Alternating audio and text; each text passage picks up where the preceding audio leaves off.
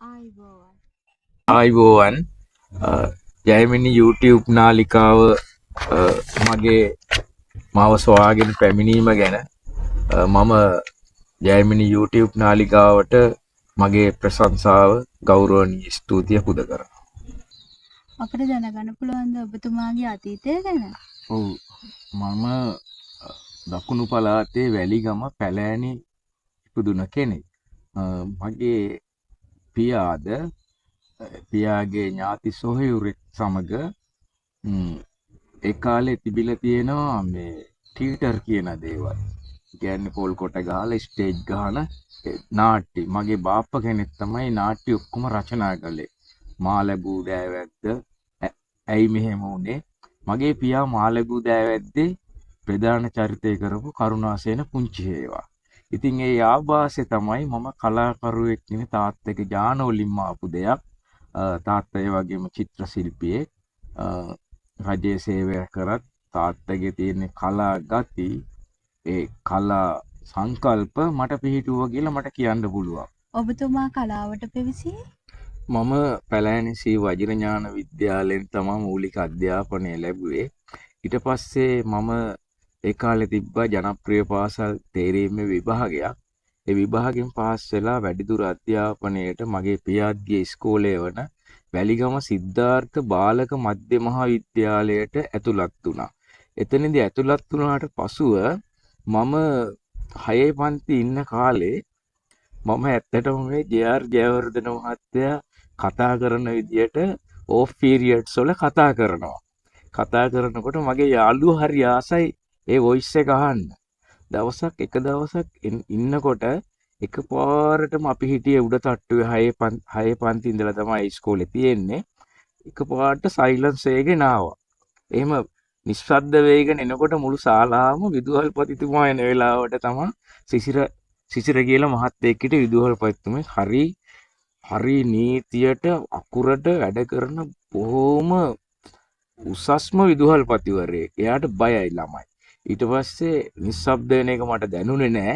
මං ජයාතියන් මහත්තයත් එක්ක අපි කොලා අපට වික්ටෝරියාව හැදුවා, උල් හිටියාව හැදුවා, තමුන්නා හලාට අපට මේ කොරාන් අපි විදේශී ආධාර අරගෙන තමයි මේ නැද්දේ වගේ මේ හිතවතුනි මම ගියා කෝට්ටෙට කියන්ට කැමති කෝට්ටේ කෝටුවක් විතර ඇති. ඔය වගේ මම ජෝක් වලින් කරනවා. ඊට පස්සේ විදුහල්පතිතුමා කවුරුත් මන් දිහා බල hina වෙනවා. අපේ සිසිර විදුහල්පතිතුමා අර බිත්තියකට මුවා වෙලා මන් දිහා බලන් ඉන්නවා. ළමයි හිතුව මට ගහයි කියලා. ඊට පස්සේ මම මේක කරාව ඉස්මේ සාහිත්‍ය දිනය තිබ්බා අපේ පාසලේ. ඊට පස්සේ ඕබර්ට් සේනාරත්න මහත්තයා තමයි සිංහල ගුරුවරයෙක්. එතකොට එයා අපට දෙමළ ඉගැන්නුවේ. එතුමා මේ තමයි ওই නාට්‍ය සම්බන්ධව ඉස්කෝලේ ඉන්න දක්ෂම ගුරුවරයා. විවිධ ප්‍රසංග වලට. ඊට පස්සේ විදුහල්පතිතුමා කියලා දිනවා මිස්ටර් ඕබර්ට් අන්න මෑන් කෙනෙක් ඉන්න ඔයාගේ වැඩට කියලා 6C පන්තියේ. ඊට පස්සේ සර් ඇවිල්ලා අර කවුද ජේ.ආර්. ජයවර්ධන මහත්තයට කතා කරන මිනිහ නැගිටපන් කියලා මාව නැගිට්ටවගෙන එහෙම එක්කන් ගිහලා මම ඉතින් මට ගහන්න එනවා කියලා ඊට පස්සේ ගිහිල්ලා තවුස වෙන්න මේ නාට්‍ය කරන ඔක්කොම පුතා ගෙදර ඇවිත් කියන නාට්‍යයට මං තෝරගත්තා.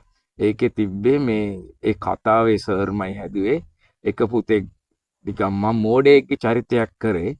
ඊට පස්සේ අනිත් පුතා ඇවිල්ලා ડોක්ටර් කෙනෙක් කසාද බැඳලා එනවා. අම්මයි තාත්තටයි සලකන්නේ. ඒ වගේ කතාවක්. එතනින් තමයි මගේ සමාරම්භය. ඔබතුමා පළවෙනි ප්‍රසිද්ධ වේදිකාවට පැමිණියේ? ඔව් ඒක ඒ කාලේ මේ මම පත්තර බලනකොට හැම ඩ්‍රාම එකක්ම බොරැල්ල YMBA කියලා තියෙනවා. එතකොට නේනිග සූදුව සමාරම්භ කාලේ 1984 මම ඉස්කෝලෙන් අවුට් වෙනකොට ඊට පස්සේ මට කල්පනා වුණා මට කියන්න ඕන එතන මත්ද්‍රව්‍ය නිවාරණ ප්‍රෝග්‍රෑම් එකක් තිබ්බ මුළු මාතර දිස්ත්‍රික්කයේම.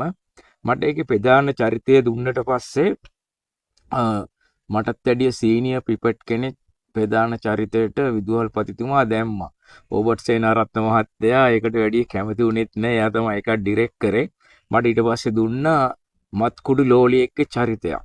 ඒ චරිතය කරලා මේ එතකොට මොන්ටේගු ජයවික්‍රම ඇමතිතුමා රාජ්‍ය පරිපාලන ඇමති කීර්ති අබේවික්‍රම මහත්තයලේ උත්සවයට ආවා අපේ ඉස්කෝලේට කොලෙජ් එකට. ඇවිල්ලා එයාලත් ඉදිරියේ තමයි අපට ඇඩ් කරන්න උනේ. ඇඩ් කරද්දි මේ මගේ අර චරිතය මත්කුඩු ලෝලියාගේ චරිතය කරාම මම ඒක ලස්සනට කළා. මම අර ප්‍රේමසිරි කුමාරි හොඳම නළුව වුණා. මම මුළු මාතර දිස්ත්‍රික්කෙම හොඳම සහාය නළුව වුණා. ඊට පස්සේ මට මේ ඇත්තටම ඒක බොහොම මම හිතට අරගෙන මං ඇත්තටම මත්කුඩු ලෝලියෙ දැකලත් නෑ. අහලා තියෙන සිද්ධාන්ත උපයෝගී කරගෙන චරිතය කළා. ඒක හොඳට තිබුණා. මේ ඇත්තටම ඉතින් අන්වර්ථ නාම පවා මට ලැබුණා. අර ඉන්නේ කුඩුකාරය කියලා ඉතින් යාළුවෝ ඉහිලුවට කියනවා. ඊට පස්සේ මට නළුවෙක් වෙන්න ඕන කියන එක මේ තදින් හිතට කාවැදුනා. ඒ කාවැදිලා මම ඉස්කෝලෙන් අවුට් වෙලා O level exam එක කරලා ඉස්කෝලෙන් ඇවිල්ලා මම ජොබ් එකකට ඇප්ලයි කරා.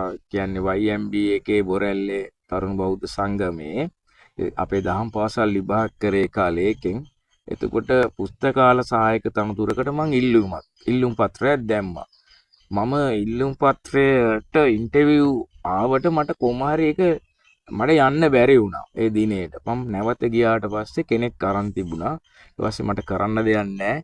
මම එතකොට අර කැන්ටිමට ගිහිල්ලා තේ එකක් බොන ගමන් කල්පනා කර හිටියා.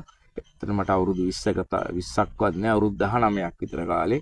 එතකොට මේ මුදලාලි ඇහුවා මේ ළමයා කොහෙද කියලා. මං කිව්වා මම මාතර වැලිගම කියලා. මොකටද මෙහෙ මම විස්තරේ කිව්වා. ජොබ් එකක් හොයාගන්න ඕන කියලා. ඊට පස්සේ මම බොරැල්ල අවට ජොබ් එකක් හොයාගන්න හේතුව මේ නාට්‍ය කලාවට තියෙන ආදරයට මේකට අවස්ථාවක් ගන්න. නාට්‍යයක ඇඩ් කරන්න. ඊට පස්සේ ප්‍රවීණ නාට්‍යකරුවෝ නන්දන හේවා පන්නලා නම් වශයෙන් කිව්වා ප්‍රේමසිරි කල්පගේ.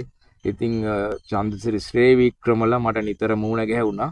YMB එකේ ජොබ් එක නැති වුණා. මම අර විල්සන් කේටස් මුදලාලිගේ ඒ කේටස් ආයතනයේ වැඩ කළා.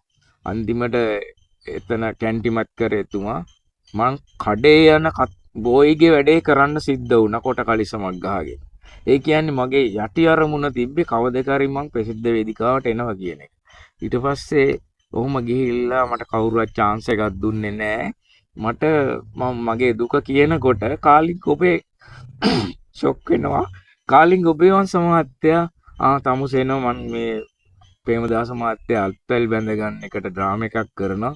හවසට එන්න කිව්ව රියර්සල් ගිහිල්ලා මම රුණු කලාකවයට ගියා. එතකොට ඒ නාට්‍යයේ මාත් එක්ක මට මතකයි ලතා ලුම්බිනි, ඇලෙක්සැන්ඩර් ෆෙර්නෑන්ඩු, අබා ප්‍රාතුන, පසුව නළුවෙක් වෙලා පසුව ගායකයෙක් වුණ දීපාල් සිල්වා අපි ඒකේ ඇඩ් කරා. ඇඩ් කරාම ඇලෙක්ස් අයියාත් එක්ක මට ඩයලොග්ස් කියද්දී ගොඩාක් පැටලීමක් වෙනකොට ඇලෙක්ස් අයියා මට ගුරුවරයෙක් මගේ කරට අත දාන් මල්ලි සිනමාවෙන් ඇලෙක්ස් ගැන බලන්න එපා. දැන් මං ඔයාත් එක්ක මෙතන ඉන්න මිත්‍රයෙක් විදියට මේක ඇඩ් කරන්නේ, මගේ ගෝලයෙක් විදියට ඔයා බය නැතුව ඇඩ් කරන්න කියලා. ඊට පස්සේ එහෙම දිරි වෙලා ඉතින් ඒක කොහොම හරි ඒ නාට්‍ය කාලිංග ඔබේ වංශ මහත්තයා ගත්ත සෙනික තීරණයක් නිසා ඒක එදා අපට අත්වැල් බැඳ ගන්න දිනේ පෙන්වන්න බැරි වුණා. ජෝතිපාල අයියා සින්දු කියද්දි අපි එයා දේශාභිමානිකයි කියද්දි ඉබ්බන්වල ග්‍රවුන්ඩ් එක අපි නැටුව කියන එකටත් එතුමාට තරහා ගිහිල්ලා ඇලෙක්ස් අයියා ලතා උඩුම්බිනි අර අපි සියල්ලටම වේවැල් කසාය බොන්න වුණා. නිෂ්පාදනයක් කරද්දී තියෙන බාධා මොනවාද? නිෂ්පාදනයක් කරද්දී බොහෝ බාධා වෙනවා. මේ අපේ ඇත්තම කියන්නේ රංගන ශිල්පීන් දැන් ඉතා කාර්යබහුලයි. ටෙලිඩ්‍රාම වල ගොඩාක් ඉන්නවා. ටෙලිඩ්‍රාම වල ඉන්න අය වේදිකාවට එන්න කැමති වුණාට සමහර ඇතැම් ශිල්පිනියන් වේදිකා නාට්‍යයට දින දීලා එයාලට ටෙලිඩ්‍රාමයක ෂූටින් එකක් ආවොත් එයා යනවා. ඇතැම් අය යනවා. එතකොට අධ්‍යක්ෂකවරයා ලොකු අමාරුවක වැටෙනවා. මට එහෙම අත්දැකීම් තිබිලා තියෙන එක්තරා මගෙන් හත්පන වේදිකා නාට්‍යයේ ඇඩ් කරපු කිරි හාමිනේක චරිතය කරපු නිලිය එහෙම දෙයක් කළා. ක්ෂණිකව නිලියක් හොයාගන්න උනා. ඒ වගේම මේ නිෂ්පාදනය කරන්නේ අපි අපේ ඇඟේ තියෙන කලාව ගැන තියෙන උනට. ඒක නිසා අපට මේ පවතින රජයකින් යම් සහනයක් ලැබෙන්න ඕන. ඒ කියන්නේ කලාකරුවා කියන්නේ උපතින්ම උඩ විශ්වයේ ඉඳලම ගෙන දායාදයක්. ඒක හැමෝටම පිළිටන්නේ නැහැ. ඒක නිසා සුවිශේෂ කලාකරුවෝ රැකගන්න ඉන්දියාව වගේ රටවල් වල විශේෂ වැඩපිළිවෙළවල් තියෙනවා. ඒ අයට ඒවට නිර්මාණය කරන්න අතහිත දෙනවා. අපේ සම්මානයක් ලී කොටයක් දෙනවර වෙන දෙයක් කරන්නේ නැහැ. ඒකත් දෙන්නේ එක්තරා පිරිසකට. සමහර ඩ්‍රාමා තියෙනවා ස්වරතන්ත්‍ර නිර්මාණ නෙමේ ෂේක්ස්පියර්ගේ ඉඳලා පිටරට පරිවර්තන වලට අපේ ජජ් බෝඩ් ඒ කියන්නේ විනිශ්චය මණ්ඩල අවස්ථාව දෙනව වැඩි. එතනදී අර තමන්ගේ හදවතේ උපන් කතාව නිර්මාණය කරන නිර්මාණ ශිල්පියා රම්පේ කරපිංච ගන්නට විසි කරනවා. පාලන අධිකාරියගෙන් මම ඉල්ලනවා අපට සහනයක් දෙන්න. මේ නිර්මාණ කරන්නේ අපි එදිනෙදා හම්බ කරන සල්ලි වලින්. මේ කලාකරුවෝ කරන්නේ gedara වියදම 50% අඩු කරගෙන තමයි මේ කලා නිර්මාණ කරන්නේ.